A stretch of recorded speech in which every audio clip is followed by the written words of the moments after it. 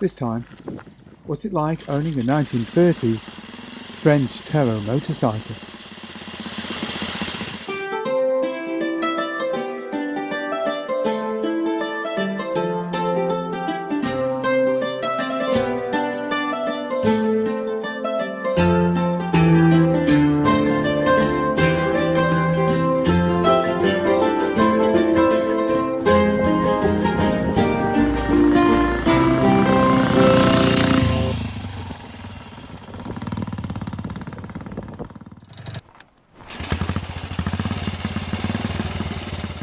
Before we start, don't forget to like and subscribe for more content.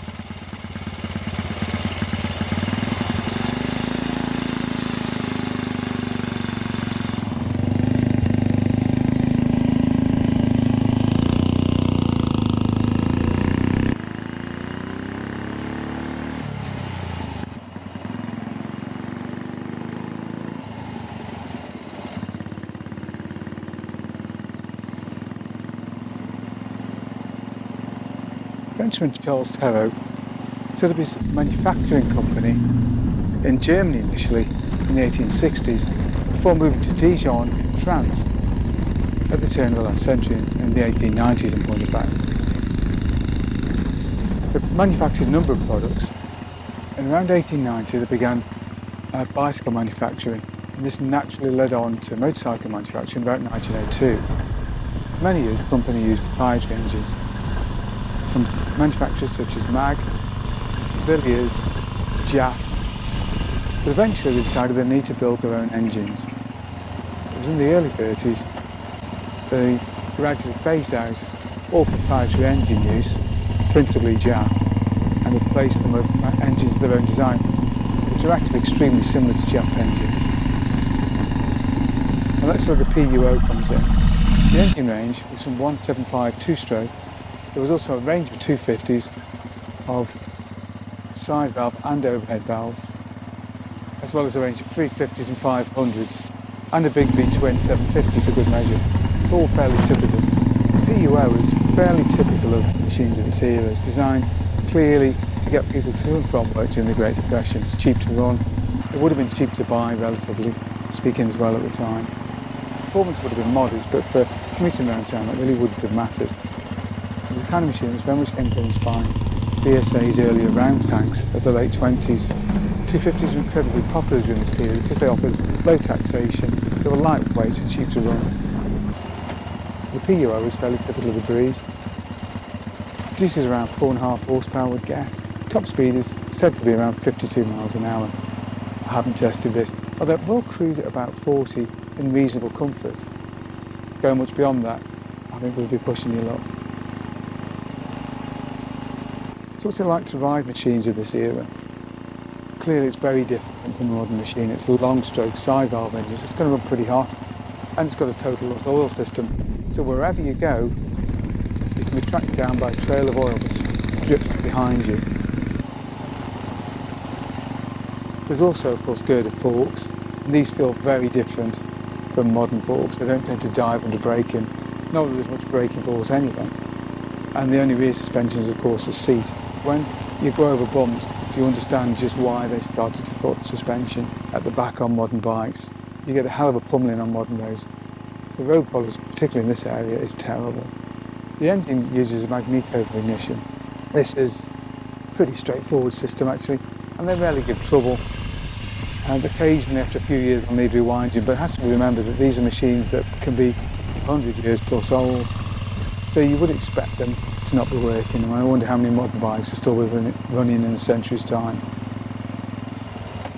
Apart from that, they're pretty solid. I mean, they run at a very low RPM. You know, peak revs is probably about 3,000 to 4,000 RPM. So they wear out fairly unobtrusively. You do drop a lot of smoke though because of the total loss oil system. So people wonder what the hell is ahead of them. They just hear a loud noise and a lot of smoke and oil. It's quite entertaining when you're on it.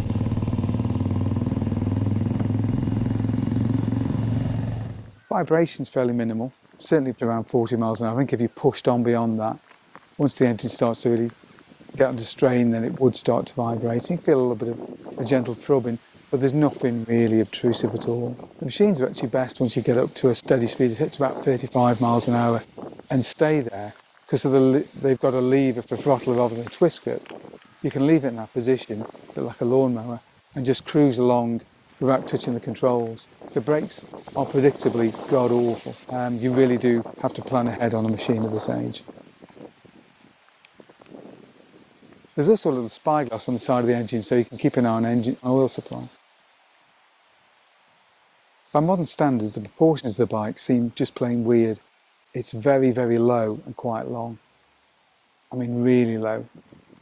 Sort of mini moto low. So it just feels really strange. In fact, to make a tight U-turn, you have to stick your leg out off the pegs and stick it out kind of speedway style, just to get full lock. Very strange. The only thing I can imagine is that French people in the 1930s were very, very short. Maybe it was malnourishment. I'm not tall, but it is pretty cramped. I mean, it's comfortable once you're up and running, but trying to make tight manoeuvres, you realise that there's definitely more room in machines out there.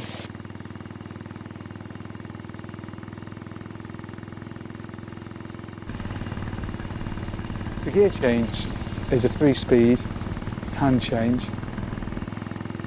It's pretty vague, to be honest. You've got a gate guide you in, but you change gear more by feel. You feel the gear to engage, and then you let the clutch off.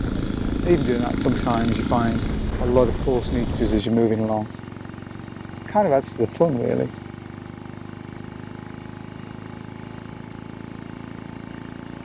Tyres are fitted Eastern European, modern Eastern European style tyres, the kind of thing you would get off an MZ or a STZ, something like that. And they're okay actually, they perform reasonably well. Wouldn't want to be pushing my luck on it, but then, to be honest, with this strange chassis being suspension setup, the steering feels bizarre anyway. It feels like you've got a hinge in the middle. So you wouldn't want to push the tyres, and to be honest, you'd be too terrified to push it anywhere near the limits of the tyres. Because the whole setup just feels very strange, and I do find it on roundabouts you tend to 50 pence piece them on your way around. It's difficult to be smooth. It gets easier after a few miles.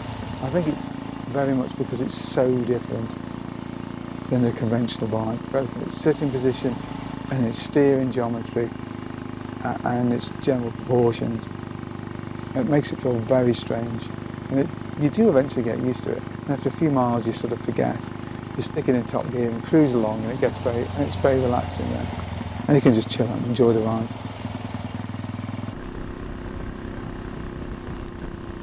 So should you buy a machine like this? Yeah, I think so. I think finding parts is going to be difficult no matter what country of manufacture. I've sort of looked on eBay France for anything, but generally there isn't a lot that can go wrong. Things like the magneto, you're going to be able to get wound in Britain. A lot of the parts are British anyway. The gearbox, pretty sure it's Stirling Archer. If not Stirling Archer, it's a copy. And the engine is very close to the equivalent Jap engine of the time. It looks almost identical, so they almost certainly copied the design when they started producing their own. Understandably, because there was nothing wrong with the Jap engine.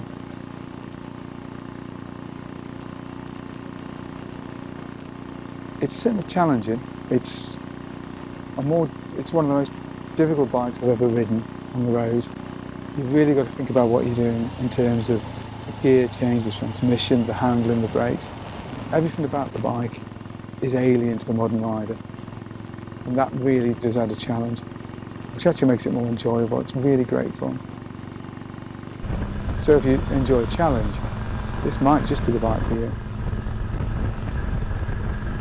Well, hope you enjoyed that video. If you found it useful, don't forget to like and subscribe, and of course, thanks for watching.